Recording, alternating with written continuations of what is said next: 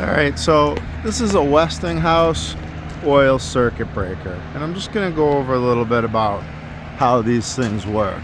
Just the kind of the basics. The power goes in 3 bushings and out 3 bushings, and down in this tank it's full of oil. And this is old enough, it's 1970, early 70s. We'll say this thing's around 50 years old. The old oil had some nasty stuff called PCBs in it, which all that stuff's been removed. This is just mineral oil inside these tanks. But there's contacts in there, and the contacts break apart and come together with inside this tank with the mechanism. Now, that little circle up there, let's see if I could get my finger pointing to it.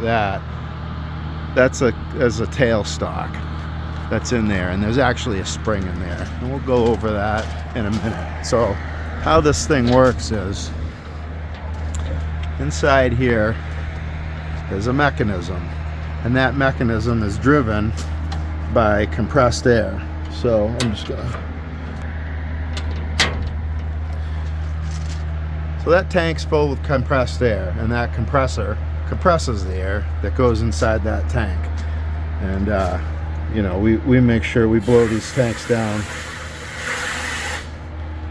make sure there's no water in there, and change the oil in the compressors and stuff so they keep compressing all right. But the air in there comes through this unloader valve, and in here it comes in a big hunk, and it drives this mechanism up here, and in there it goes into the tank, and it causes those contacts to, what we say, close or to come together. They go up into each other to make contact in that oil. And then the design behind these, which is with all good breakers, is that when that mechanism closes, it's powerful. Pow! And that tail spring over on this other side here that I showed you, that compresses a spring in there, and that's called the trip spring. So even after that point that this thing's closed, if all the air drains out of the tank, there's no air in it, nothing left, that spring has the power to send those contacts apart and break current in the event of a fault condition, which is the whole idea behind these breakers. If they can't break current under any circumstances, then it's not a good breaker. It's a cheap imitation of a good breaker. So even though this thing is very old looking at it, it functions just fine.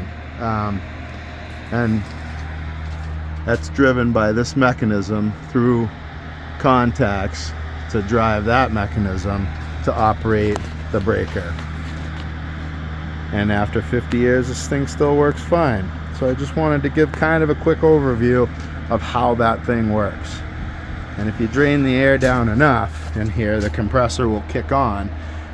And this air in the tank, there's enough compressed air in there to allow it to go through several closing cycles, even, you know, close and open cycles in the event of a power loss. Its stored energy is in that tank. In my opinion, in this climate, it's not necessarily the best way to store energy. The spring charged mechanisms seem to be the most reliable, but these have been since replaced with SF6, and that's supposed to be great and everything, but now that they've removed the PCBs from the oil, it's really, to me, the oil is the safest for the workers and the environment, but it's kind of a dinosaur at this point. So here's our well-working dinosaur that opens and closes power circuit breaker.